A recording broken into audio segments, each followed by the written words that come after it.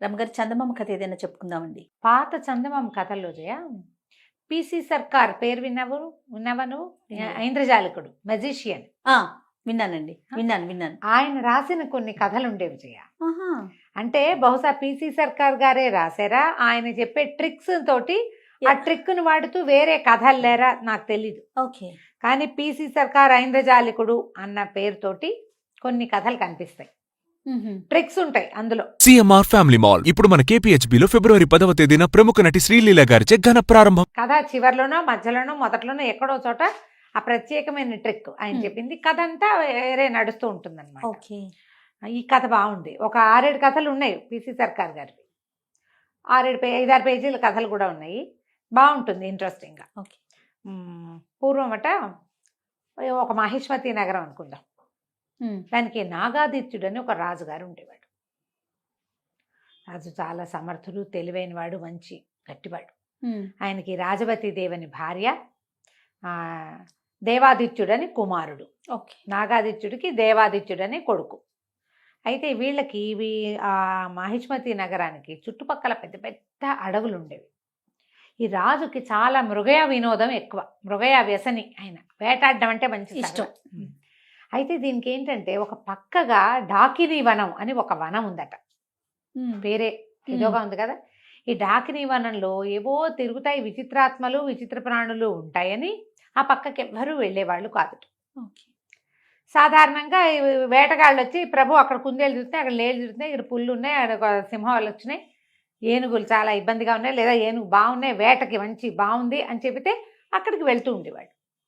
అయితే ఒకసారి ఒక కోయవాడెవరో ఈ డాకినీ వనం ప్రస్తావన చేసి అక్కడికి ఎవరు వెళ్ళర్లేండి అన్నాడు. ఎవరు వెళ్ళంది ఏమిటో చూద్దామనిపించింది దీనికి. జనరల్గా అలాగే ఉంటుంది చూడు మనుషులకి. అవునండి. ఎవరు చేయండి మనం చేయాలి. అక్కడి నుంచి ఈయన డాకినీ వనానికి బయలుదేరితే బయలుదేరుతున్నాడని తెలిసి రాణి వద్దంది, ప్రజలు వద్దన్నారు, మంత్రులు వద్దన్నారు, సైన్యాధిపతులు వద్దన్నారు. ఆయన ఠాట్టును వెళ్ళవలసిందేనన్నాడు. ఆ డాకినీ వనానికి వెళ్ళారు. వెళ్తే అదేం విచిత్రంగా లేదు, ఇంకా మామూలు అడవుల కంటే అది ఇంకా బాగుంది. ఓకే. ఫుల్ గ్రీనరీ, మొత్తం పచ్చగా ఉంది. అసలు ఎన్ని పువ్వులో, ఎన్ని చెట్లు, ఎన్ని కాయలో, ఎంత పూతో చెట్ల నిండా. చాలా సరదా వచ్చింది ఆయనకి. అయితే ఏమైంది, ఈయన వేటాడడానికి వెళ్ళాడు లోపలికి. వేటకి ఏం కనపడలా, ఎంత ఆకుపచ్చగా ఆహ్లాదభరితంగా ఉంది. దీనికి డాకినీవని పేరు ఎందుకుందో అర్థం కాలే.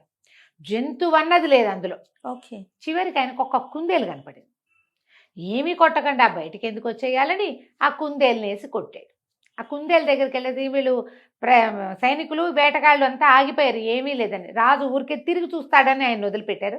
ఆయన ఒక్కడే ముందుకెళ్ళి కుందేలు కనపడేసరికల్లా బాణం వేసి కొట్టాడు. ఈ కుందేలు ఈ బాణం దానికి తగలంగానే ఆ కుందేలు ఒక అమ్మాయిగా మారిపోయింది. తను ఆశ్చర్యపోయాడు. పరిగెత్తుకుంటూ వెళ్ళాడు, గుర్రం దిగి పరిగెత్తాడు దగ్గరికి. తీరా చూస్తే ఆ బాణం పట్టుకుని కూర్చునింది ఒక అమ్మాయి అక్కడ. ఎవరు ఏమిటంటే, నేను ఈ అడవిలో ఉంటాను, నాకు నచ్చిన రూపంలో తిరుగుతాను, ఈ వనం మాదేను అని చెప్పింది. చెప్తే సరే ఆయన మైమరిచిపోయాడు ఆ అమ్మాయిని చూసి. ఆవిడ ఎంత అందంగా ఉందో, నాతో రా, మా ఇంటికి రమ్మని అడిగాడు. అడిగితే సరే నన్ను వివాహం చేసుకుంటానంటే వస్తాను. బాగుంది. సురసుందరి ఆ అమ్మాయి పేరు. ఆ సురసుందరి పుట్టు పూర్వోత్తరము అడవిలో ఎందుకుంది, వాళ్ళ అమ్మ ఏంటి, నాన్నేది, అమ్మ నాన్న ఎక్కడన్నారు, అక్క చెల్లి ఉన్నారా, వీళ్ళకి రాజ్యం ఉందా లేదా, వీళ్ళు ఏం తిని బతుకుతారు, ఏమీ అడగల. పిల్ల నచ్చింది, వచ్చేయమన్నాడు, అంతే. అంతే. వచ్చేసింది. వచ్చాక అంగరంగ వైభవంగా పెళ్లి చేసుకున్నాడు.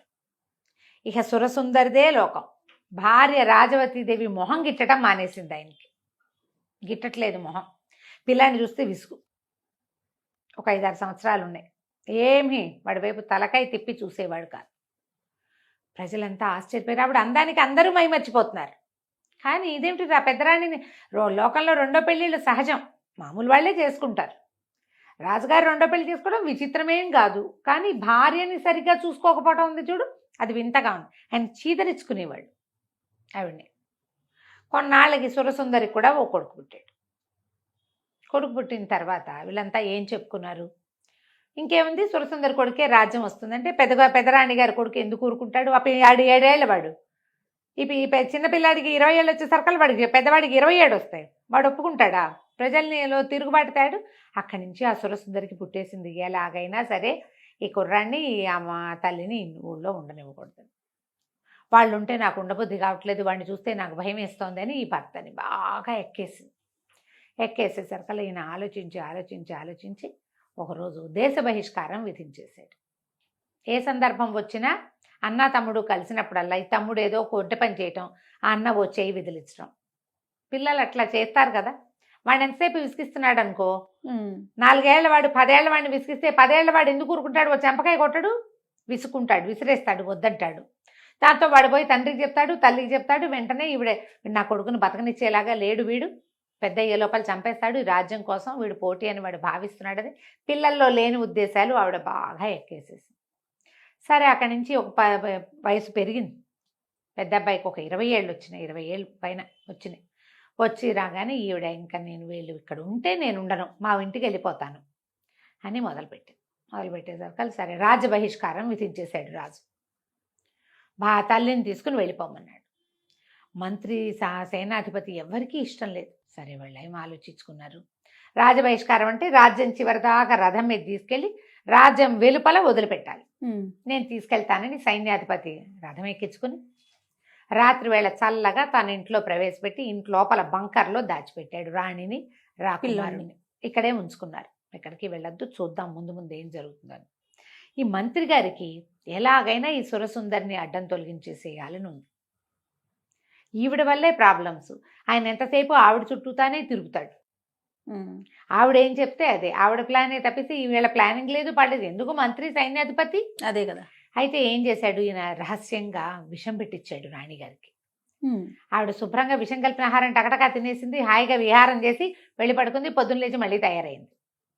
అంటే విషం ఇమిడిపోతోంది. 2-3 సార్లు ట్రై చేశారు. 2-3 సార్లు విషాహారం ఏమీ అవటం లేదు అమ్మాయికి. అంటే ఇది విషం తిన్నా బతికుండగలిగే లక్షణం ఏదో ఉంది. సరే ఏం చేయాలో తెలియలే. బాగా ఆలోచించారు, ముందు వెనక ఆడారు.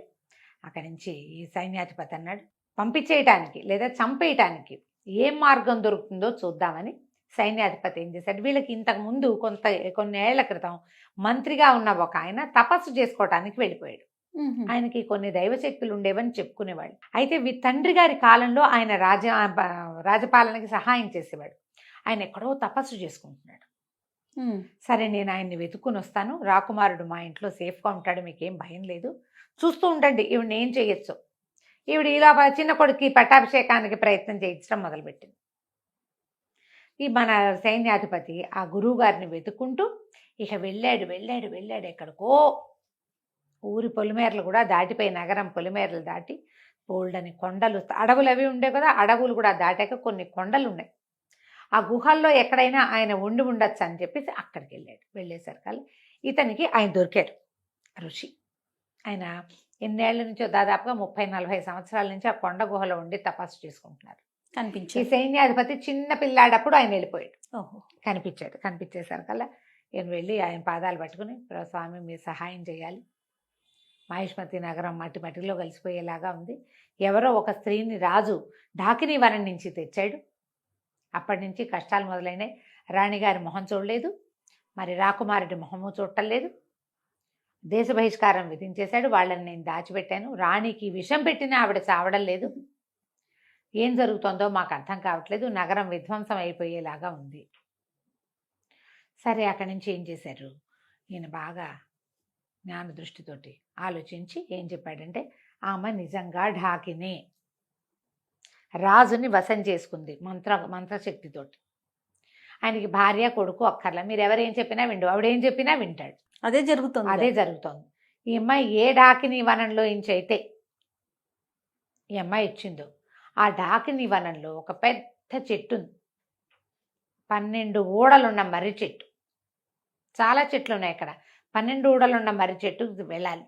ఆ మర్రి చెట్టు తొర్రలో ఒక వెండి దబ్బన ఉంటుంది. ఆ దబ్బనమే ఆ అమ్మాయిని చంపగలిగే శక్తి ఉన్నది.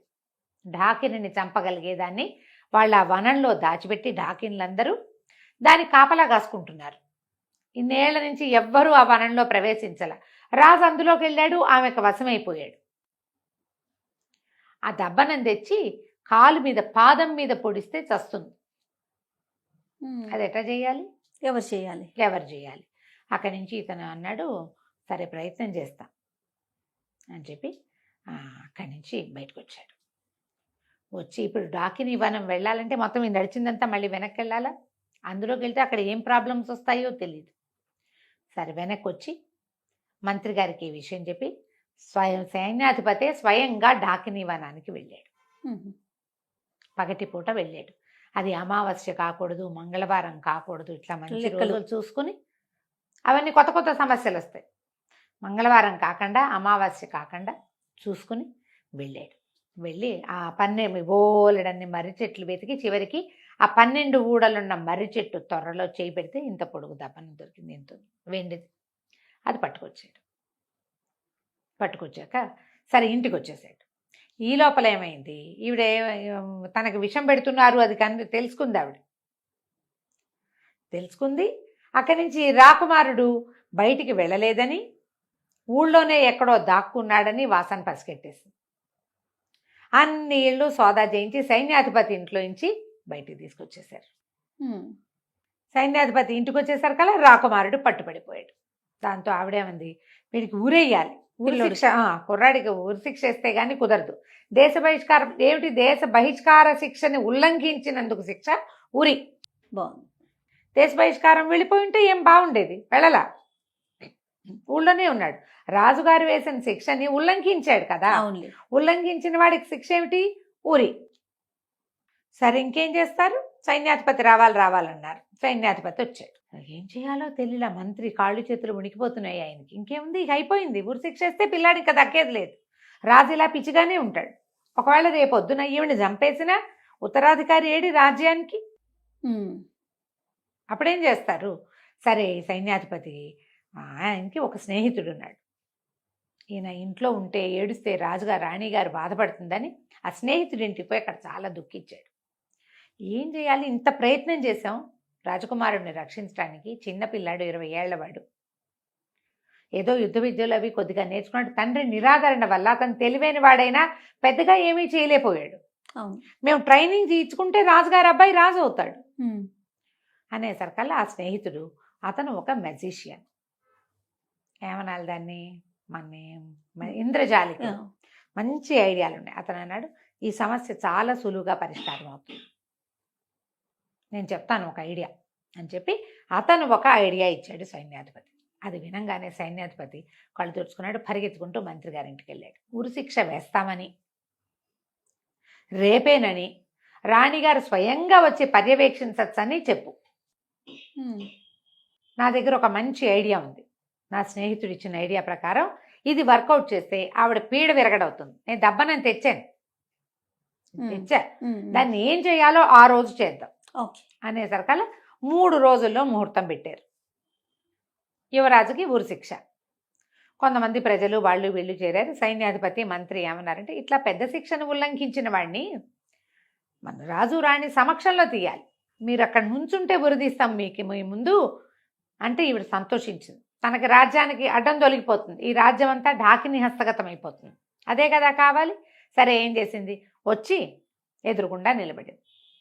ఈ కుర్రాడిని ఒక గోడ వారగా నిలబెట్టారు. ఒక గోడ దగ్గర నిలబెట్టారు. సరే ఏం చేశారు, ఇట్లా పైనుంచి వేళ్లాడేది కాకుండా అట్నుంచి పోతాడు ఇట్నుంచి పోతాడు, 2 తాళ్ళు మెడకేశారు. ఓకే. 2 తాళ్ళు మెడకి వేయబడి ఉన్నాయి.